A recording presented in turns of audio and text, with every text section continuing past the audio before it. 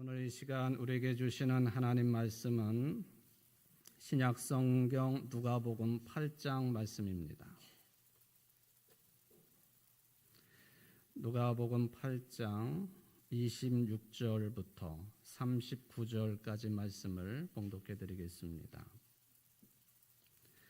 그들이 갈릴리 맞은편 거라사인의 땅에 이르러 예수께서 육지에 내리심에 그 도시 사람으로서 귀신 들린 자 하나가 예수를 만나니 그 사람은 오래 옷을 입지 아니하며 집에 거하지도 아니하고 무덤 사이에서 거하는 자라. 예수를 보고 부르짖으며 그 앞에 엎드려 큰 소리로 불러 이르되 지극히 높으신 하나님의 아들 예수여, 당신이 나와 무슨 상관이 있나이까? 당신께 구하노니 나를 괴롭게 하지 마옵소서 하니, 이는 예수께서 이미 더러운 귀신을 명하사 그 사람에게서 나오라 하셨습니다.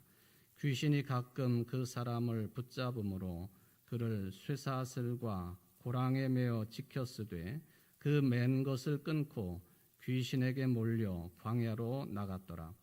예수께서 네 이름이 무엇이냐 물으신즉 이르되 군대라 하니, 이는 많은 귀신이 들렸습니다. 무저갱으로 들어가라 하지 마시기를 간구하더니 마침 그곳에 많은 돼지떼가 산에서 먹고 있는지라. 귀신들이 그 돼지에게로 들어가게 허락하심을 간구하니 이에 허락하시니 귀신들이 그 사람에게서 나와 돼지에게로 들어가니 그 떼가 비탈로 내리달아 호수에 들어가 몰사하거늘 치던 자들이 그 이루어진 일을 보고 도망하여 성내와 마을에 알리니 사람들이 그 이루어진 일을 보러 나와서 예수께 이르러 귀신 나간 사람이 옷을 입고 정신이 온전하여 예수의 발치에 앉아 있는 것을 보고 두려워하거늘 귀신 들렸던 자가 어떻게 구원받았는지를 본 자들이 그들에게 이르매 거라사인의 땅 근방 모든 백성이 크게 두려워하여 예수께 떠나가시기를 구하더라. 예수께서 배에 올라 돌아가실새 귀신 나간 사람이 함께 있기를 구하였으나 예수께서 그를 보내시며 이르시되 집으로 돌아가 하나님이 너에게 어떻게 큰 일을 행하셨는지를 말하라 하시니 그가 가서 예수께서 자기에게 어떻게 큰 일을 행하셨는지를 온 성내에 전파하니라. 아멘. 이는 하나님의 말씀입니다. 하나님께 감사합니다. 오늘 거룩한 주일을 맞아 예배드리고 말씀을 받는 여러분 모두에게 하나님만이 주시는 평강과 베푸시는 자비하심이 충만하시기를 주의 이름으로 축원을 드립니다. 설 주일이고 또 꽤 긴 시간 동안 명절 기간을 보내게 되겠는데 모두 다 기뻐하시고 또 오고 가는 길들도 평안하시기를 부탁을 드립니다. 명절이 되면은 그동안 못 만났던 가족들이 만나서 회포를 풀고 또 대화도 많이 하시죠. 다 좋은 대화만 있기를 바랍니다. 근데 그 많은 내용들이 떠돌아다니는데 명절 기간 동안에 이런 얘기는 서로 안 하는 게 좋다 하고 안내가 되어지는 내용들이 굉장히 많이 있습니다. 그 중에 하나가 뭐냐 하면은 외모에 대해서는 말하지 말라. 이렇게 생겼네 저렇게 생겼네 뭐 이런 얘기는 하지 말라는 거죠. 또 혹시 뭐 하나님의 은혜로 돈을 많이 번다든지 가지게 된 경우에 돈 자랑하지 말라. 그것도 권면의 내용인 것 같습니다. 또 같은 자리에 없는 사람에 대해서 흉을 보거나 뒷담화도 안 하는 게 좋다. 젊은이들에게 이제 해당되는 내용이지만은 학업에 관한 이야기, 또 취업에 관한 이야기, 결혼에 관한 이야기도 안 하는 게 좋다. 옛날하고는 다르니까요. 또 하나가 이게 좀 민감한 주제들을 가지고는 싸우지 않았으면 좋겠다 하는 것도 안내가 됩니다. 그 민감한 내용 중에 하나가 뭐냐 하면은 이 종교, 신앙에 관한 내용이에요. 목사 입장에서는 오랜만에 만난 자녀손들이 또는 친인척들이 신앙생활을 했으면 좋으니까 전도도 하고 권면도 하고 그러면 좋겠는데 그 옛날하고는 다르다는 거예요. 종교에 관한 얘기는 핏대로 올리기 쉬운 주제다 하는 거죠. 여러분 종교 말고 또 하나 있죠? 정치 얘기도 마찬가지예요. 정치 얘기도 아주 민감한 주제입니다. 여러분들이 잘 아시는 영어 단어 가운데 society, 보통 사회라고 번역이 되는 그런 단어가 있지 않습니까? 사회뿐만 아니라 어떤 회, 모임, 집단, 이런 뜻을 가지고 있는 society라고 하는 단어가 있어요. 이 화면을 좀 보시면은 이 단어로부터 생겨난 고유한 표현 하나가 있습니다. SOC, 그러니까 society 앞에 있는 그 철자만 3개만 따가지고 SOC. 저거를 그냥 발음을 하면 뭐라고 발음할 수 있을까요?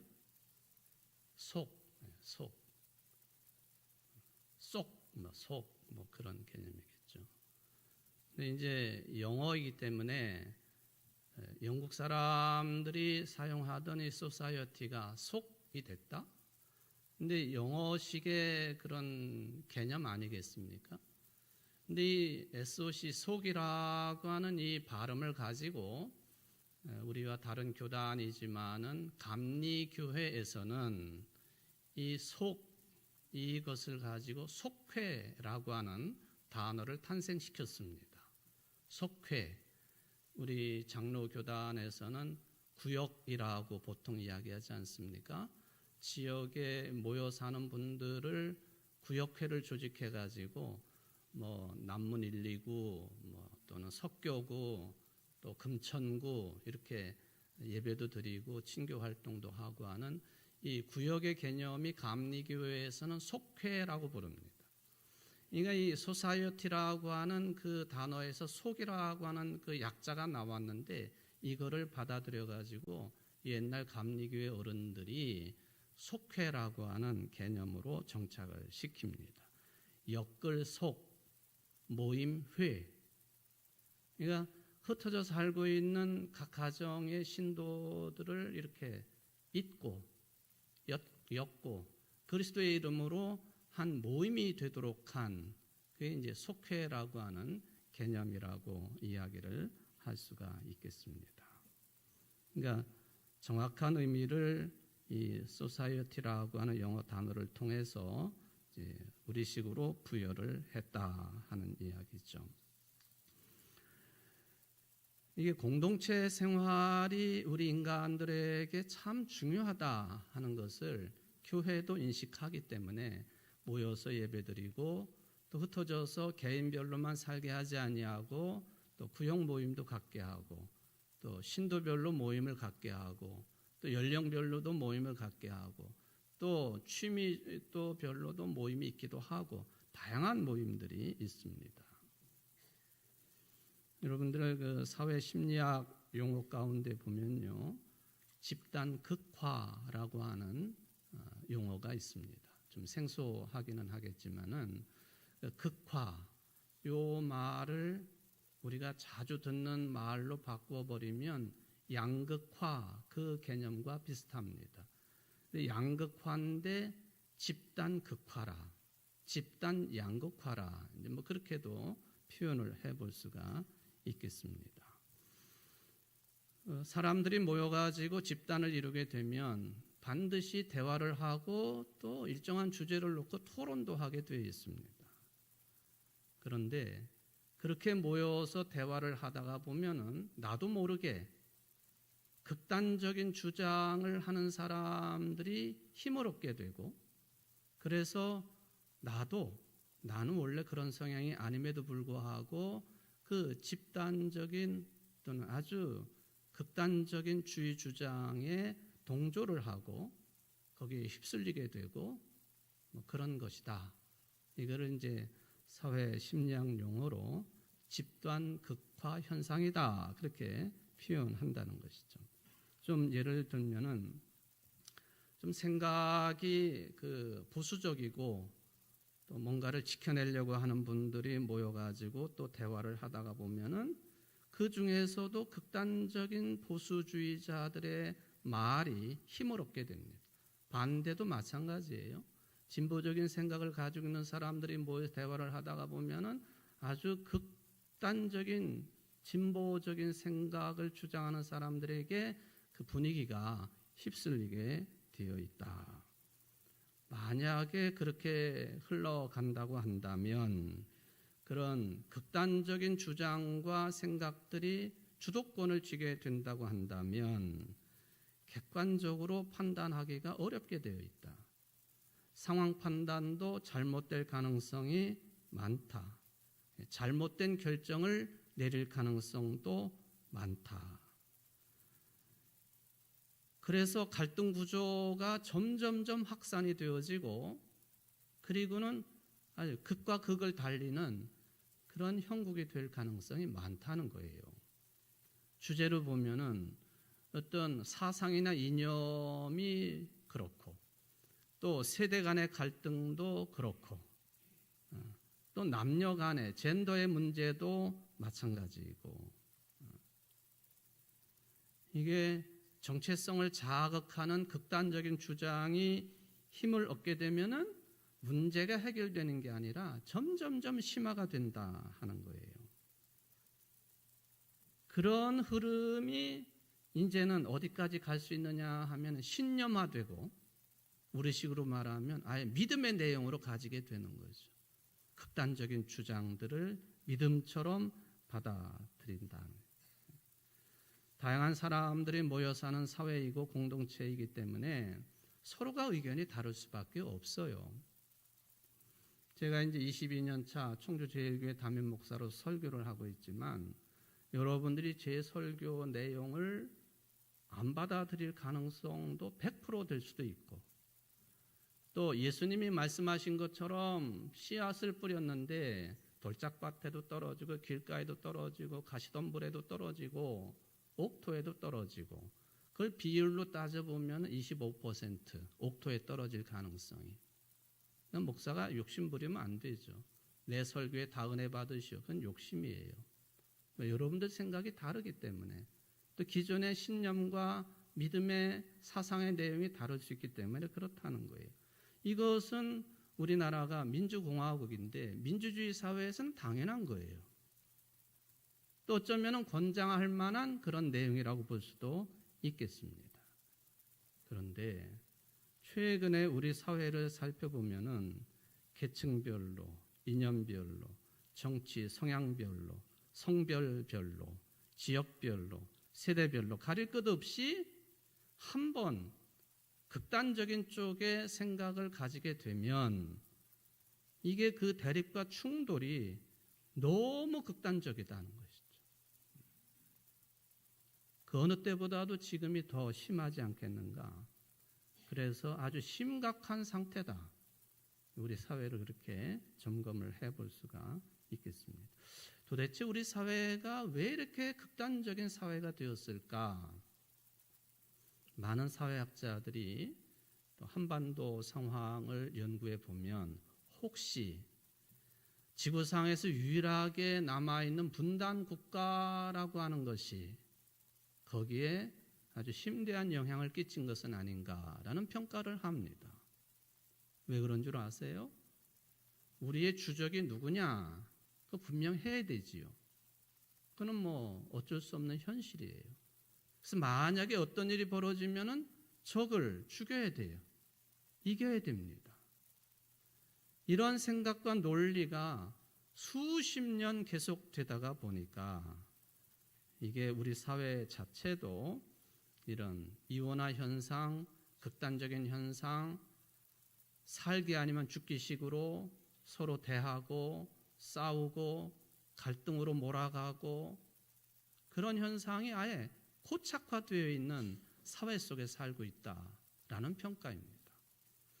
이런 상황임에도 불구하고 우리 대한민국이 전 세계 경제 대국으로 우뚝 서고 문화 대국으로 K푸드로 이렇게 우뚝 서는 것을 보면은 참 신비하기도 하고 우리 믿는 자들의 입장에서는 주의 은혜요. 또 우리 국민들이 지혜로운 국민들이기 때문에 가능한 일이다. 저는 그런 생각을 해보게 됩니다. 거의 1년 전인 작년 1월 23일에 어떤 그 리서치에서 어떤 조사 보고서를 낸 적이 있습니다. 제목이 뭐냐 하면은 갈등과 용서에 대한 개신교인들의 인식조사 보고서입니다. 우리 이제 저도 여러분들도 개신교회 교인들이니까 장로교회 교인이니까 개신교회 교인들이죠. 이 갈등과 용서에 대해서 개신교인들이 어떤 인식을 가지고 있느냐 하는 그 보고서를 냈습니다. GNCOM 리서치라고 하는 곳에서 낸 건데요. 거기에 따르면은 우리 사회에서 이념 또는 사상 또는 정치적인 갈등이 매우 크고 심각하다라고 답변한 개신교인들의 비율이 92.1%예요. 이거 잘 해석해 보십시오. 우리 개신교인들이 그런 분야에 대해서 굉장히 예민하다 그런 이야기입니다. 무던하지 아니하고 특히 이념적인 문제, 사상적인 문제, 특히 정치적인 문제에 있어서 굉장히 예민하다. 그리고 더 나아가 보면은 그런 갈등을 좀 추스르고 조절하고 없애고 일치와 단합을 향해 나아가야 될 개신교인들이 이미 그런 극에 달한 사상적인 배경 또 이념적인 배경을 가지고 있다라고도 해석이 될 수 있습니다. 그러니까 뭐 남북으로 분단돼서뿐만 아니라 이런 사상 이념적인 갈등의 문제가 갈등의 고를 더 깊게 만드는 그 중심 자리에 참 미안하고 놀랍게도 개신교인들이 자리를 떡하니 하고 있다. 그런 이야기가 되겠습니다.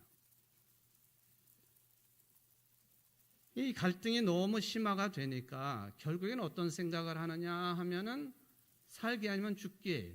나랑 다른 생각, 관념, 사상 또는 뭐 신앙관까지는 아니지만은 정치 이념을 가지고 있는 사람들은 없어져야 되고 심지어는 죽었으면 좋겠고 이 사회에서 영원히 추방되었으면 좋겠고 혹시 여러분들 중에도 이런 이념, 사상, 정치 문제 때문에 그런 생각에 사로잡혀 계신 분들이 계신가요? 한번 우리 스스로를 잘 살펴볼 필요가 있다. 그런 이야기죠. 저는 이런 현상들을 보면서 오늘 본문 말씀을 묵상하게 되었고 그리고 설교까지 하게 되었습니다. 예수님께서 이 데가볼리 지방을 가셨습니다. 그랬더니 그곳에 무덤에서 살고 있는 옷도 입지 않고 인간 이하의 삶을 살고 있는 한 정신병자를 만나게 되었습니다. 성경은 그 사람을 귀신 들린 사람이라고 표현을 했습니다. 그런데 귀신이 들렸는데 예수님께서 이 귀신 들린 사람 속에 귀신들을 향하여 묻습니다. 네 이름이 뭐냐? 그랬더니 뭐라고 대답했느냐 하면 내 이름은 군대다. 그렇게 대답을 합니다.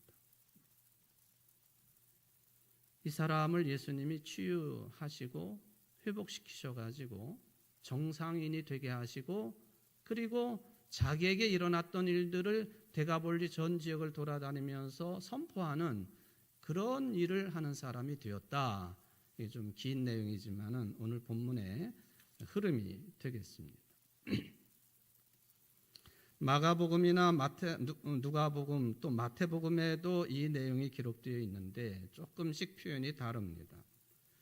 마가복음이나 오늘 본문의 기록을 보면은 이 사람을 괴롭히고 있던 귀신, 자기 스스로가 그 이름을 군대라고 합니다. 왜 군대라고 하는 이름을 가지고 있느냐? 성경이 기록하기를 그 귀신들의 수가 많기 때문에 군대라 했다. 군대는 군인들이 주둔을 하는 일을 하는 곳이기 때문에 군대 단위별로 군인들 숫자가 이렇게 정해져 있지 않습니까? 우리나라 보통 사단급 정도면은 좀 편차가 크긴 하지만 10,000명에서 20,000명 사이의 군인을 사단급이라고 부르죠. 그거보다 조금 적은 여단급 그러면은 3,000명에서 5,000명. 그런데 여기 내 이름이 군대다라고 할 때에 우리나라 말로 군대로 번역을 했지만 그 헬라어 또 라틴어 이렇게 종합해서 살펴보면은 이 군대라고 번역이 된 그 단어가 뭐냐 하면 라틴어로 레기오라고 하는 단어. 여기에서 나온 말이 레기온이라고 하는 단어입니다. 화면을 한번 보시면 레기오에서 레기온이 나와요.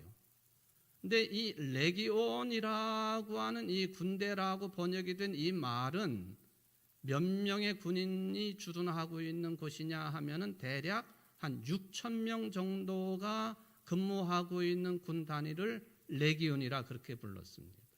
그러니까 사단과 여단, 중간은 아니지만은 여단급 정도에 가까운 그런 군인들이 주둔하고 있는 군 부대를 이룰 때에 레기온이라. 그러니까 예수님이 네 이름이 뭐냐 그랬더니 내 이름은 레기온입니다. 그렇게 답변했다는 거예요. 그걸 우리식으로 군대라 그렇게 번역을 했습니다. 그러니까 이 네 이름이 뭐냐? 내 이름은 군대입니다. 라고 하는 이 답변을 통해서 이미 오늘 본문이 우리에게 전하고자 하는 의미가 뭔지 더 깊이 들어가 볼 수가 있겠습니다. 이 사람이 치유된 그런 지역이 가다라라고 마태복음은 기록을 해놓았습니다. 또 오늘 본문에 보면은 마가복음도 마찬가지인데 거라사 지역이라고 해놨습니다. 가다라, 거라사. 왜 복음서가 그 지역을 다르게 표기를 했을까 궁금하지요. 그런데 거라사와 가다라는 다른 지역입니다. 그러나 이 거라사와 또 가다라 지역을 함께 묶어서 부르는 이름이 있어요. 그게 뭐냐면 데가볼리 지역입니다. 데가볼리. 데가볼리라고 우리는 발음을 하지만 원래의 정상적인 발음은 데카폴리스. 데카폴리스. 데카라고 하는 말은 그리스 숫자 단위로 보면은 열을 말하는 거예요. 열. 10을 말하는 데카. 폴리스. 도시, 지역. 그렇죠? 그러니까 데카폴리스, 데가볼리는 10개 지역이 묶여 있는 어떤 큰 단위의 한 지역, 그게 데가볼리입니다. 그 안에 거라사도 있고 가다라도 있고 다메섹에서부터 빌라델피아까지 10개 지역이 묶여져 가지고 데가볼리라 그렇게 부르는 거예요. 예수님이 거길 가신 거예요. 거기가 가다라가 될 수도 있고 거라사가 될 수도 있겠습니다. 데가볼리라고 하는 지명은 신약 성경에 보면은 마태복음, 마가복음에 딱 3번 등장을 합니다. 데가볼리는 로마 제국이 있었을 당시에 그 동쪽 끄트머리 지역이에요. 지금의 시리아 그 언저리 지역이기 때문에 유대 땅하고도 붙어 있다고 볼 수도 있겠고요. 그리고 유대인들보다는 이방인들이 많이 살던 곳입니다. 유대의 신앙관, 이방인들의 신앙관이 대화도 하지만 강력하게 충돌하는 곳, 그게 이제 데가볼리 지역입니다. 변변한 교통수단도 없는 그때 예수님께서 걸어서 가셨겠죠. 이 데가볼리에도 예수님의 이름이 널리 전해졌었고 예수님이 직접 행차도 하셨습니다. 근데 그곳에는 오늘 본문에도 나와 있지만 돼지떼를 치는 그런 사람들이 있었습니다. 요즘식으로 말하면 양돈업자들이 있다는 거예요. 오늘 죽은 돼지떼 숫자가 안 나와 있지만 2,000마리 정도가 죽었다. 그런 이야기거든요. 2,000마리 정도의 돼지를 키우는 업자죠. 양돈업자. 돼지를 생각하면은 예수님이 갈 수 없는 곳이에요. 이방인들이 돼지를 치는 일을 하는데 이방인들에게도 가까이 가서도 안 되고 더군다나 돼지떼 가까이 가는 것은 유대인들 정결법에 어긋나는 거예요. 레위에 따르면 가까이 하면 안 돼요. 먹어서도 안 돼요. 제가 군대 생활을 할 때에 가끔 보면 특식이라고 나온 국이 있는데 그게 뭐냐면 돼지국이에요. 돼지국. 저는 한 번도 먹어보지 않았던 돼지국. 근데 뭐 기름기도 있고 고기도 들어있고 영양식이라고 볼 수 있는데 저는 뭐 잘 먹지는 못했습니다. 바로 이 데가볼리 지역이 돼지떼가 많은 곳. 근데 돼지떼를 왜 많이 이렇게 키웠을까? 로마 군인들이 많이 주둔하고 있던 곳이에요.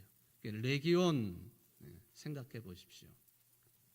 그러니까 군인들에게 영양식으로 제공할 수 있는 돼지, 뭐 그거죠. 이방인들이 돼지고기를 먹으니까 그 용도의 돼지고기.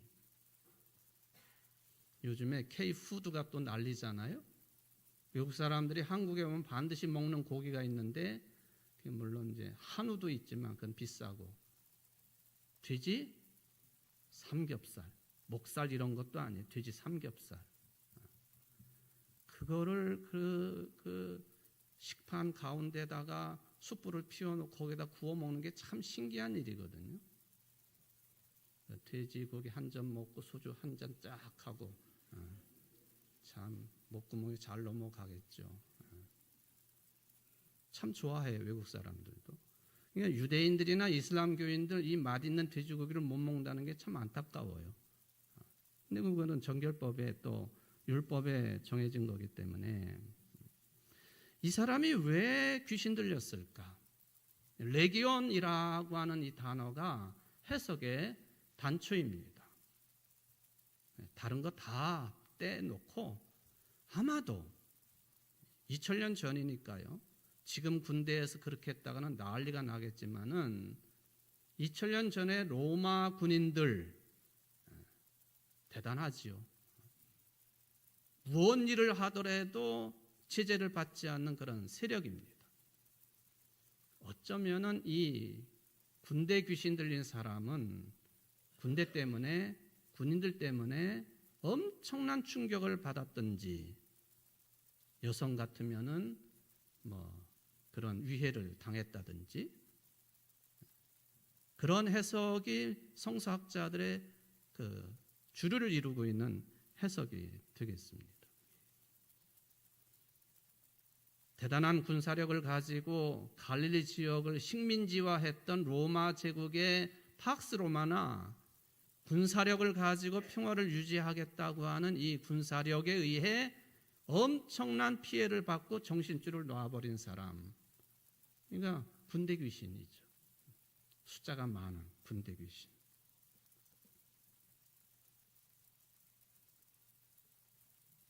이거는 우리가 좀 깊이 생각해 볼 여지가 있겠습니다. 무덤에서 삽니다. 옷도 다 벗고 생활을 해요. 그러니까 인간의 존엄성이 완전히 사라져버린 마지막 인간의 존엄성이라고 할 수 있는 가릴 것을 가리고 살아야 되는 그것마저도 정신줄을 놔버리고 그냥 부끄러운 줄 모르고 살아가는 그 사람, 군대 귀신 들린 사람입니다. 밤낮으로 소리를 질러요. 그리고 돌을 가지고 자기 몸을 자해행위를 자꾸 합니다. 주변 사람들이 뭐 두려워할 만도 하겠죠. 사람들이 쇠로 다 묶어놔도 그거를 끊어버리고 광야로 갔다가 다시 무덤으로 왔다가 귀신처럼 그렇게 살아갑니다.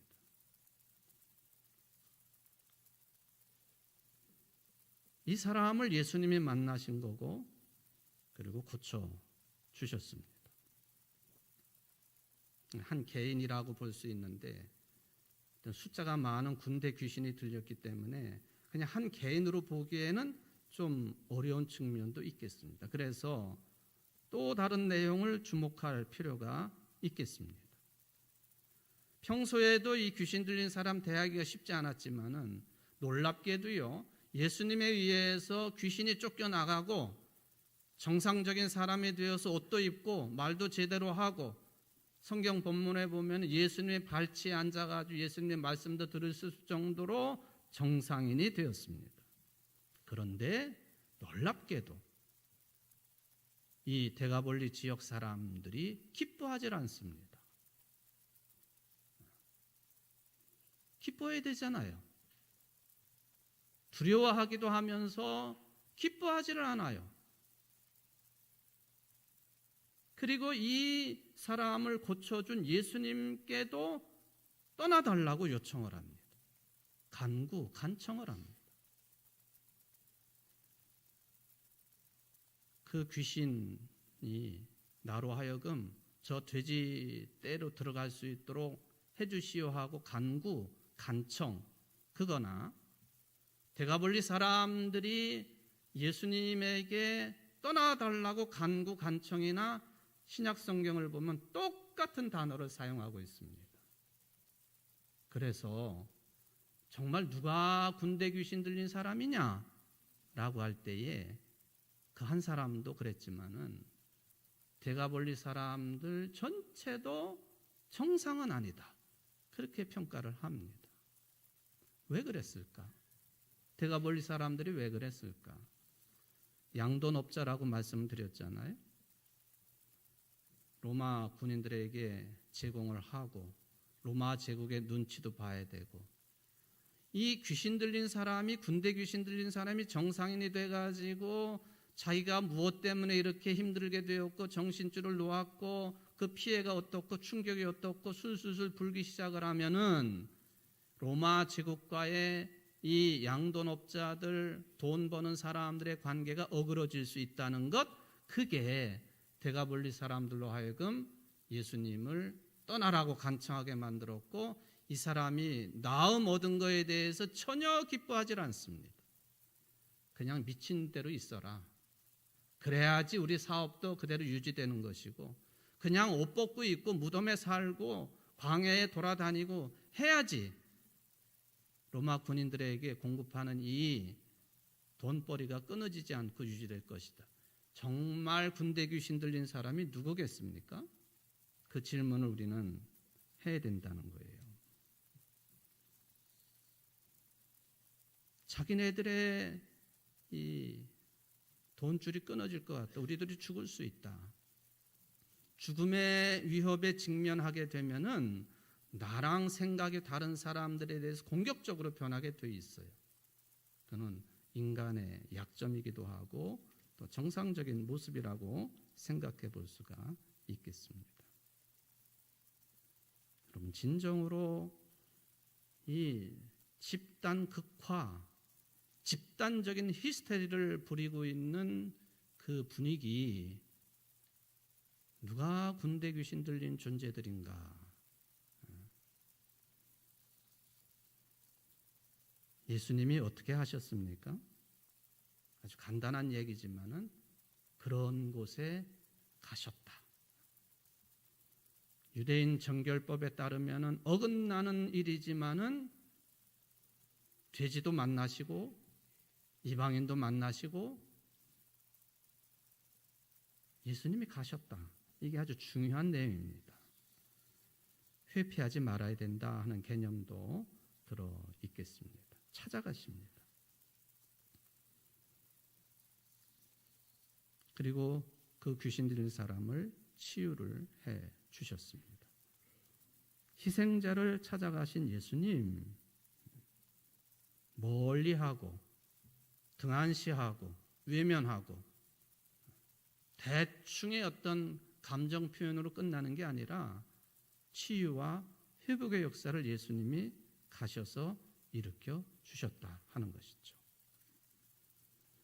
거룩한 것과 더러운 것을 구별하면서 다른 것 때문에 극단적인 주장과 생각과 삶의 태도에 매몰되어 있는 사람들 속에 예수님은 찾아가셔서 들어가셔서 부활의 힘으로 죽음의 세력을 정복을 하십니다.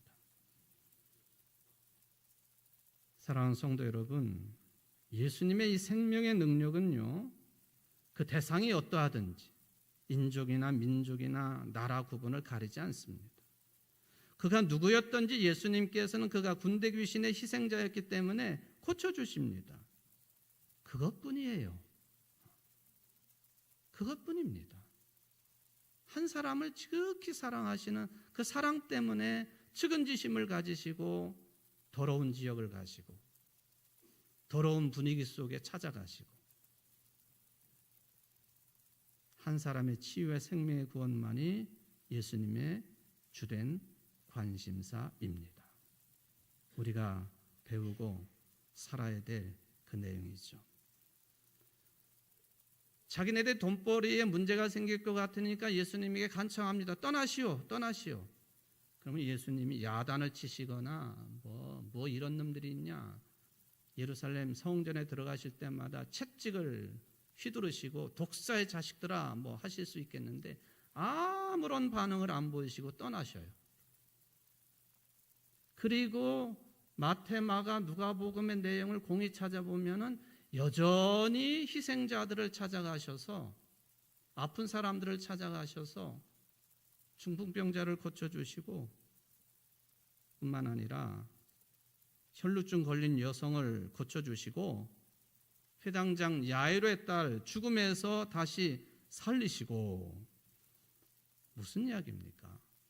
예수님께서는 데가볼리 사람들에게 배척을 당했지만은 그 뒤에도 지극히 작은 자들, 병든 자들, 희생자들을 지속적으로 쉬지 않고 찾아가시고 그들을 죽음의 지배에서 해방시키시는 사역을 계속 이어가시는, 누가 뭐라고 해도 아무리 누가 배척을 해도 하실 일을 하신 분이셨다. 저는 예수님의 이런 선택이 한 귀신 들린 사람을 고쳐주실 뿐만 아니라 지금도 여전히 집단적으로 극화를 이루면서 나만 절대적으로 옳고 상대방은 그러다고 하는 그런 그 스트레스를 받고 있는 모든 인생들을 구원하시는 일에 전념을 다 기울이신 분이시다. 그렇게 저는 해석을 해봅니다. 그래서 예수님의 오늘 치유 이야기는요, 단순하게 한 사람 치유의 사건으로 끝나는 것이 아닙니다. 이 땅 위에 하나님의 나라의 도래 전체를 대상으로 하시는 치유의 역사였다고 받아들일 수가 있겠습니다. 사랑하는 성도 여러분, 교회 생활은, 신앙 생활은요, 이념이나 사상이나 그런 체계 때문에 하나님 사랑, 이웃 사랑을 놓게 만들거나 잊게 만들거나 그리고 이념으로 무장한 신앙의 공동체가 아닙니다. 예수님이 가지셨던 그 한 사람, 그 사람, 이 측은지심이 발동하는 것이 교회입니다. 만약에 교회 공동체가, 교인들이 이념이나 사상으로만 무장한 신앙생활을 한다면은 가장 반기독교적인 폭력의 세력으로 변질될 가능성이 많습니다. 그걸 요새 우리가 보고 있지 않습니까? 예수님의 정신과 거리가 먼 거예요. 그런 집단을 부를 때 오늘 제목을 제가 그 단어를 선택했는데 그저 패거리예요. 패거리. 교회는 왔다 갔다 하지만 뭐 이념 사상을 가지고 신앙을 대체한다든지 또 그런 걸 가지고 갈등 구조를 자꾸 증폭을 시킨다든지 패거리일 뿐이에요. 영어 표현으로 깽 조직이에요. 깽 조직. 여러분, 우리는 패거리가 아니고 하나님의 자녀들로서 패밀리, 가족들입니다. 다른 것에 대해서 다르다고 인정해야지 틀리다고 그거를 채찍질하거나 폭력을 휘두르는 것. 언어 폭력도 폭력이거든요. 모든 면에서 양극화가 깊어지고 있는, 그래서 죽음의 문화까지 연결되어 있는 이 시대에 교회는 무엇보다도요, 이념과 사상의 광기로부터 벗어나 있는 공동체가 돼야 됩니다. 믿음의 공동체죠. 오히려 찢긴 사회를 봉합하고 연합하고 이해를 촉진시키고 모두를 하나님의 자녀로 품으로 끌어안을 수 있는 그런 역할을 제대로 할 수 있는 것이 교회인데, 교회가 만약에 그 반대 일을 한다고 한다면 반기독교적인 거예요. 패거리입니다. 지극히 작은 자 하나를 위해서 목숨을 내주신 예수 그리스도의 양물이 된 우리의 교회, 청주제일교회는 이념이 아니라요, 사상이 아니라 한 사람 한 사람을 지켜내는 것이 곧 하나님을 지켜내는 일이라고 하는 사명임을 깨닫고 언제나 매진해야 됩니다. 광기로부터 벗어나야 돼요.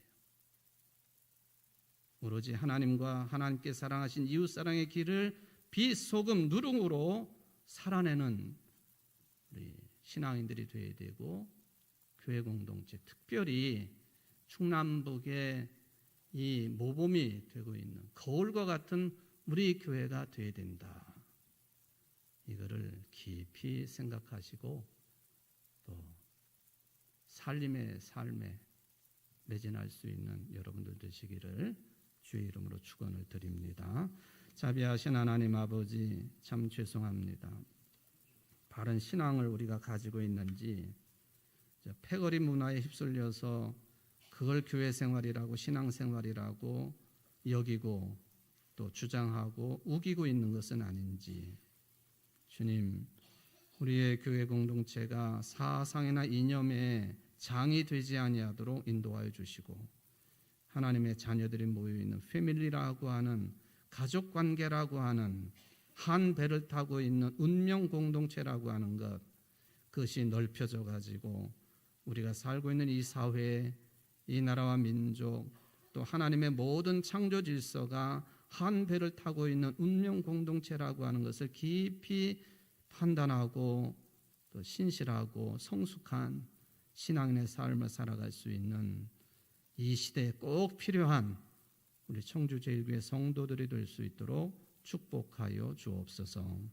예수님의 이름으로 간절히 기도합나이다. 아멘.